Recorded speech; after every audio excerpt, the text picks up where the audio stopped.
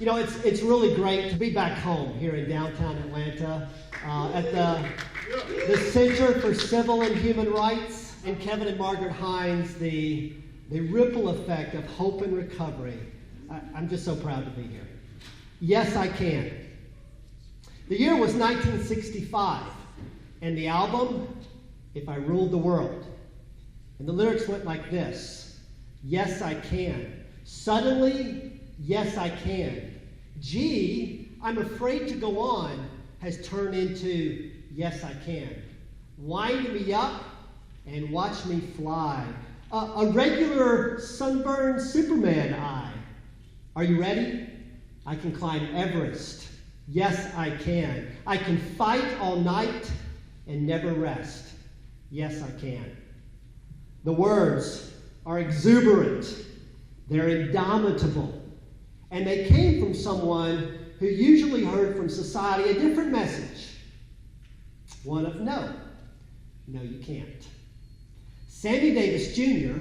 battled through racism and a host of challenges to become Mr. Show Business, one of the 3 members of the Rat Pack. Now, when we think about being held back, we tend to think about success, but it's more fundamental than that. We've become this interdependent family. How did you get here tonight? Who got you here? Yes, your own 2 feet, and literally millions of other people who provided the goods and the services, who built and supported the infrastructure, who worked in government, who were part of the police force and joint defense. In our world today, we look for our niche. Where can we make a contribution? Where can we fit in? If we can find that, then we belong. But if we can't, we feel thwarted. We feel frustrated. We're like an ant without a colony. The civil rights movement inspired others. Sammy Davis Jr. inspired others who would follow him. The disability community looked at the progress and said, count us in. We want some of that as well. And they began to look at persuading and pleading with others to realize their potential. But that didn't make a difference. And companies continued to discriminate about meaningful and dignified work and competitive employment. So they began to adopt the tactics, the strategies of the civil rights movement. And there's a famous picture of individuals in wheelchairs, various disabilities, and the banner says, "Injustice anywhere is a threat to justice everywhere." A quote from Martin Luther King as they began to even use nonviolent protest. Ultimately, the tipping point was when Congress was going through this interminable delay, and at a rally, 60 individuals left their wheelchairs to crawl up the 83 steps to the White House, to the U.S. Capitol, and they did that on their hands and knees. And the rest is history to some degree. The journey is ongoing, but there's been amazing progress, and just 3 years ago, we celebrated the 25-year anniversary of the Americans with Disabilities Act. So, what about mental health? I lead an organization called RI International, and the RI stands for Recovery Innovations. We have offices across 5 U.S. states and overseas. But one of the things that distinguishes us is that 500 of our staff are individuals with a lived experience. They're in recovery from serious mental illness, and they use that to support others. They work alongside clinicians, social workers, physicians, as part of an ongoing team. And we together say it's time for mental health to be that next social movement. It's time for us to no longer be the last stigma and to begin to make progress. Now, there are those who are critical of the idea of recovery and mental health, They believe we're peddling a snake oil. And they superficially conclude that what we mean is this magical, miraculous, throw over the wheelchair, rise and walk. And that's not what we're talking about. Sammy Davis Jr., his movement forward didn't mean that society suddenly accepted him. The person in the wheelchair doesn't suddenly stand up and walk. What we're talking about is pursuing your hopes. We're talking about having dreams and moving forward. It's been almost 20 years since a group in Newcastle, the United Kingdom, put together a declaration, which was outrageous at the time and too far afield today. And they said a person who has a first episode of psychosis, they and their family should move on to an ordinary life and quickly from treatment to recovery. And yet, that's not what happens. So, let's talk about superhumans, and I'm going to tell 3 quick stories. I'm going to talk about individuals who said, yes, I can. They're the ones like Sammy Davis Jr. They're the ones who said, I'm not going to move to the back of the bus. They're the ones who asked and answered, what would I do if I wasn't afraid? So let's talk about them. First, Terrence. Now, Terrence was 40. He was a clinician, actually, late when he had his first episode of serious mental illness. And quickly, he was sitting in front of a psychiatrist who told him, Terrence, you'll never work again. It's a message that gets repeated over and over to people with a serious mental illness. Now, I'm going to flash forward 10 years in Terrence's life. And it's the state of Arizona, and 6,000 individuals with serious mental illness have the majority of their services cut because of the Great Recession. Counseling, case management, inpatient, transportation, residential, I could go on and on. There was a rich benefit that they relied upon, but it was removed. And all they had left was a scant benefit with generic medication and some crisis services. But that allowed an every 3-month engagement with a psychiatrist, and the health plan tracked their progress over the next 2 years to see what would happen to them. The community said there would be a cataclysm and people would go to the ED and we wouldn't be able to get an ambulance to someone with a heart attack.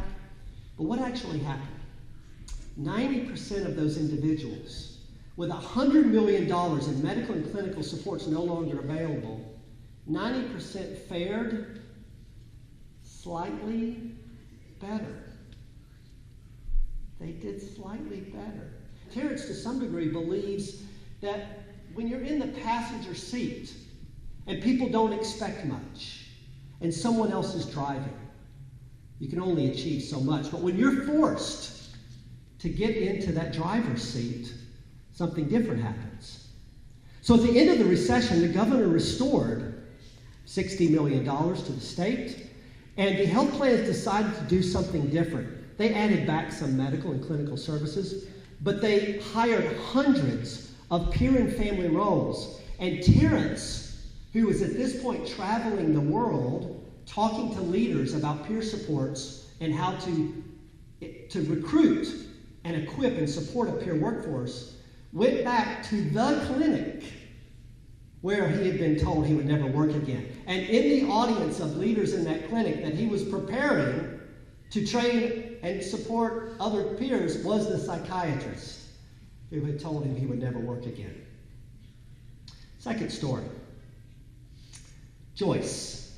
Now, we had an individual, one of our crisis centers a few years ago, and he came in to the center in North Carolina, and he would have these spells where he would extend his hands and he would just yell at the top of his lungs as he fixated on his hands. And his eyes were just huge as he would scream. It's the kind of incident that in another setting might quickly lead to a seclusion and a restraint because of the inability to redirect him and because of his loud yelling. But Joyce, one of the peer support workers on that team, had experienced hallucinations herself. And she walked over to him got relatively close to him and asked him if she could touch him. And he agreed. And she moved closer, and she just put her hands on his arms, and she rocked him slightly and talked to him about how to cope with what he was seeing and what he was hearing. It was months later that he returned to that center to thank Joyce for helping him figure out what was torturous to him at the time, because he was literally seeing blood on his hands and hearing things that he didn't know how to deal with. Now, that's been years ago. Today, he's doing relatively well. Now, he receives supports from a assertive community treatment team, but he's thinking himself about becoming a certified peer support staff and taking his own experience and driving it forward. Now, let's go to the third story of Antoinette. Now, my shirt comes from the Civil Rights Museum here today, and it says, "We shall overcome." But we're not going to do that just by the indomitable will of a Sammy Davis Jr. We're going to do that through connection. Now, Antoinette, 5 years ago, was a bookkeeper just a few miles east of here in an academy where she was in the principal's office, and a young 20-year-old male came in with an AK-47 and 500 rounds of ammunition. And he said, "We're all going to die today." Now, we know exactly what happened because there's a 21-minute 911 call that you can listen to. And it's painful. There's long periods of silence. It's terrifying. And Antoinette steeled herself and tried to help. I've spent time thinking about what if it was a social worker? What if I'm a clinician? What if it had been a psychiatrist? What if a nurse had been sitting there? Now, we would have definitely, we use phrases like meet them on their level, which sounds something like doing this. That's not what she did. She tried to connect. She asked him his name. He wouldn't tell her. So she just began to talk. And she talked about her own pain. She talked about raising a son with major disabilities. She talked about the breakup of her marriage after a long period of time and how painful that was to her. And she talked about her own suicide attempt. And she just kept talking to him, trying to engage. Now, CNN later hailed her a hero. There was a movie made about her just recently. But it was really the connection. So he finally agrees to give himself up. And he puts the AK-47 and the ammo, and he's put it on this table like they had been instructed to do through the 911 operator. And he's sitting down next to the table, and they're waiting for law enforcement to come in, which is, I guess, going through a protocol. So she has some time just to talk to him. And she says to him, "You've done good. Everyone makes mistakes, but you didn't harm anyone. And you're doing the right thing." And we're in the South. She said, "Sweetie, I care about you." She literally said to him, "I love you, and I'm proud of what you're doing right now, and it's going to be okay." Now, what she did undoubtedly saved lives, maybe her own, certainly this individual's. Twice during that 21-minute call, he goes out and fires the weapon toward law enforcement. When it's all said and done, she breaks down in tears, and you realize she really did get how scary this all was. But she made a connection that demonstrates how powerful lived experience is. Brene Brown said long ago that "me too" are the two most powerful words in the English language. And we've seen that through the experiences of this past year around Me Too. But there's a We Too. And that We Too is people with mental health challenges seeing the progress and gains of people with disabilities, of people in the civil rights movement. And it's time to achieve something different. What does that ordinary life mean? It means having hopes and dreams and pursuing them. I want to work. I want meaningful and dignified work. I want friends. someone I can hang out with or rely upon in that time of trouble. And I want to live, you all do, I want to, as long as I can, live as independently with as few supports as necessary. It's what every one of us wants. It's time. It's time for us to first ask and answer the question, what would I do if I were not afraid? It's time for us to refuse to move to the back of the bus.